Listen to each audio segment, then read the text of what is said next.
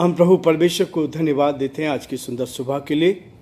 परमेश्वर ने आज की सुंदर सुबह एक बार फिर से हमें दी है कि हम परमेश्वर के पवित्र चरणों में आकर परमेश्वर की महिमा करें। प्रियो, आज का जो मुख्य हेडिंग है ईश्वर का भय। ईश्वर का भय। यदि हम परमेश्वर का भय मानते हैं, ईश्वर का भय मानते हैं, परमात्मा का भय मानते हैं, तो उसके द्वारा क्या होता है। बाइबल में सबोपदेशक उसका 12वां अध्याय उसके 13 पद में लिखा है, परमेश्वर का भय मान और उसकी आज्ञाओं का पालन कर, क्योंकि मनुष्य का संपूर्ण कर्तव्य यही है। मनुष्य का संपूर्ण कर्तव्य यही है। परमेश्वर का भय मान और उसकी आज्ञाओं का पालन कर, क्योंकि मनुष्य का संपूर्ण कर्तव्य यही है। मेरे और आपके जीवन में ईश्वर का भय, परमात्मा का भय होना चाहिए। आज्ञाकारिता मेरे और आपके जीवन में होनी चाहिए। और जब आप ईश्वर का भय मानते हैं, भय एक शक्तिशाली ताकत है। भय होता है शक्तिशाली ताकत है जो हमें आज्ञा मानने के लिए प्रेरित करती है, आज्ञा मानने के लिए हमें प्रोत्साहन करती है, आगे ले जाती है। नूह ने परमेश्वर का भय माना और उसकी आज्ञा का मानकर जहाज का निर्माण किया। नूह ने परमेश्वर की आज्ञा का पालन किया और उसका भय मानते हुए उसने जहाज का निर्माण किया। यदि उसने आज्ञा ना मानी होती, वह भी अन्य लोगों के समान मर मिटता, समाप्त हो जाता, नाश हो जाता। और इसलिए परमेश्वर का वचन कहता है, भय जो है ये मेरे आपके जीवन में जरूर होना चाहिए। दो तरह का भय होता है, एक नकारात्मक और दूसरा सकारात्मक। एक भय नकारात्मक होता है और एक सकारात्मक है। सजा का भय नकारात्मक है, सजा का भय नकारात्मक होता है। किसी व्यक्ति से भय मनाना, कई बार हम डर के कारण, प्रेशर के कारण भय मानते हैं, पर उसका परिणाम क्या होता है? चिंता, परेशानी, कठिनाई होती है। लेकिन जो दूसरा भय है वो श्रद्धा से होता है, आदर से होता है, सम्मान से होता है। जब आप भय मानते हैं तो उसमें श्रद्धा होती है। परमेश्वर को प्रसन्न कर उसकी आज्ञा का पालन करना है। ये है हमारे लिए ऐसा भय जो श्रद्धा का भय है, जो परमेश्वर के साथ हमें आगे लेके चलता है, ताकि हम उस परमेश्वर के भय को अपने जीवन में देख पाएं। कल हमने इस बात को देखा था, इब्रानियों का 1 अध्याय और उसके आखिरी पद में लिखा है, 14 पद में, क्या वे सब सेवा टहल करने वाली आत्माएं नहीं जो उद्धार पाने वालों के लिए सेवा करने को भेजी गई है। आज महान उद्धार कहता, इस कारण चाहिए कि हम उन बातों पर जो हमने सुनी है और भी मन लगाएं। ऐसा ना हो कि बहक कर उनसे दूर चले जाएं, क्योंकि जो वचन स्वर्गदूतों के द्वारा कहा गया था, जब वह स्थिर रहा और हर एक आत्मा और आज्ञा ना मानने वाला का ठीक ठीक बदला मिला, तो हम लोग जो बड़े उद्धार से निश्चित रहकर कैसे बच सकते हैं? कैसे बच सकते हैं? और साथ ही परमेश्वर भी अपनी इच्छा के अनुसार चिन्हों, अद्भुत कामों, नाना प्रकार की सामर्थ के कामों और पवित्र आत्मा के वरदानों में बांटने में के द्वारा हमारी गवाही देता है। परमेश्वर मेरे और आपके जीवन में ऐसी गवाही रखता है, ताकि हम सच्चाई को, ईमानदारी को लेकर जीवन में आगे बढ़ें, उसका भय माने, उसके साथ साथ आगे चले। और परमेश्वर मुझे और आपको इस बात के लिए प्रेरित करता है। वो कहता है उसने उस आने वाले जगत को, जिसकी चर्चा हम कर रहे हैं, सरदूतों के अधीन ना किया। आने वाले समय बहुत भयंकर आएगा। आज जो स्थिति हो रही है मसीह समाज में, लोगों के बीच में, पहले से इस वचन में, इस बाइबल में लिखा गया है, अंत के दिनों में ऐसा होगा।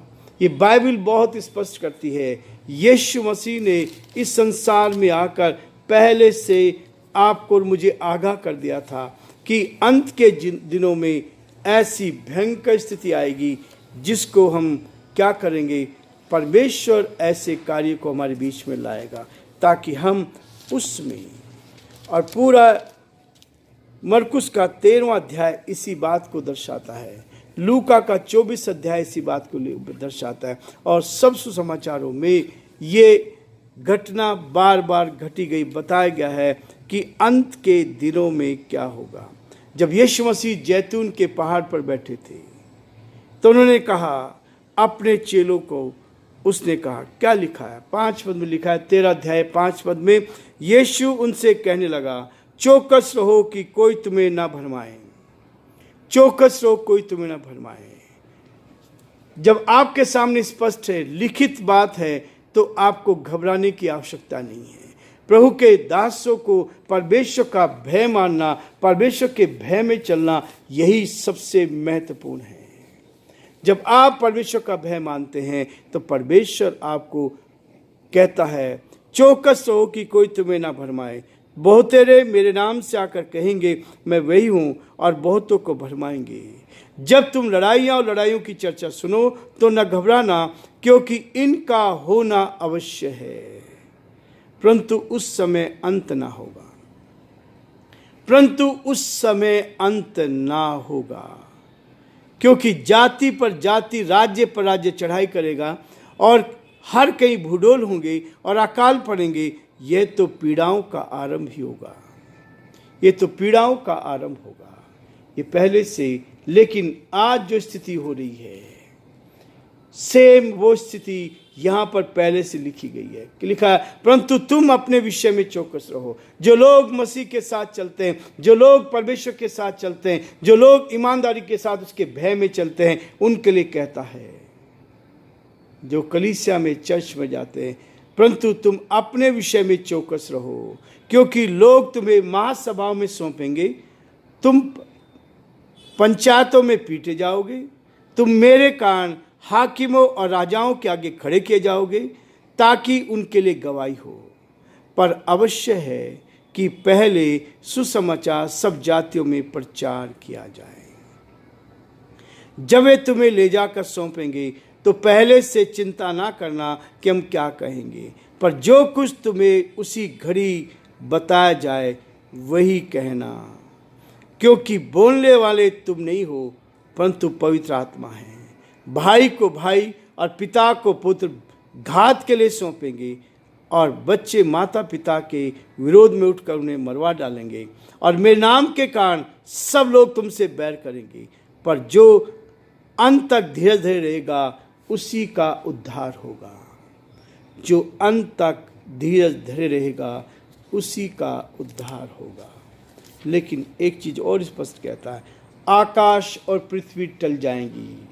13 अध्याय का 31 पद, आकाश और पृथ्वी टल जाएंगी, परंतु मेरी बातें कभी ना टलेगी। ये जो वचन लिखा गया है, ये वचन कभी ना टलेगा। इसलिए प्रियो, परमेश्वर का वचन हमें इस बात के लिए कहता है कि प्रभु ने सब कुछ को लिख दिया है, पहले से हमारे सामने है। इसलिए चिंता की बात नहीं, इसलिए घबराने की बात नहीं, क्योंकि पहले से ये सब चीज बताई गई है। परमेश्वर अपना काम करेगा, परमेश्वर अपना काम करेगा। यीशु मसीह को भी सताया गया।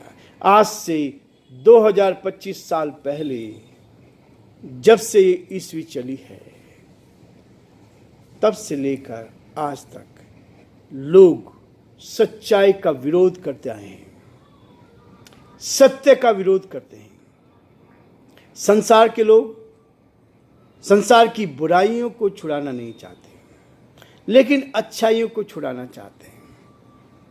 यदि कोई व्यक्ति नशे की आदत से छूट गया तो क्यों छूटा, वो उसको और उसमें जाना चाहिए।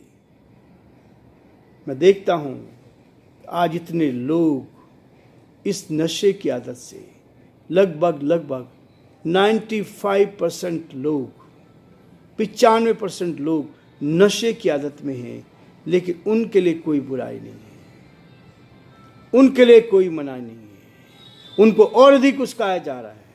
लेकिन जो इन चीज़ों को छोड़ देते हैं वो बदल गए, वो बदल गए। परमेश्वर हमारे जीवन में यही चाहता है, हम अपनी बुराइयों को बुराई को छोड़ना ही जीवन का परिवर्तन होता है, धर्म का परिवर्तन नहीं, धर्म का परिवर्तन नहीं। यदि आपने बुराइयों को छोड़ दिया, नशे को छोड़ दिया, झूठ को छोड़ दिया, बेईमानी को छोड़ दिया, तो आप एक धार्मिक व्यक्ति बन गए। धार्मिक व्यक्ति नहीं बनाने देना चाहते हैं, इसलिए लोग क्या कहते हैं कि परिवर्तन हो गया। धर्म का परिवर्तन कोई नहीं कर सकता, कोई नहीं कर सकता। ईश्वर ने मानव रूप दिया है, धर्म तो मानव धर्म है, मानव धर्म धर्म है। हम किसको मानते हैं? यहाँ इस देश में ही है, अलग देशों में आप जाके देखेंगे वहाँ धर्म की बात होती नहीं है। ईश्वर के साथ हमारा रिश्ता कैसा है, ईमानदारी का या बेईमानी का? परमेश्वर चाहता है कि हम ईमानदार बनकर परमेश्वर पिता को धन्यवाद दें।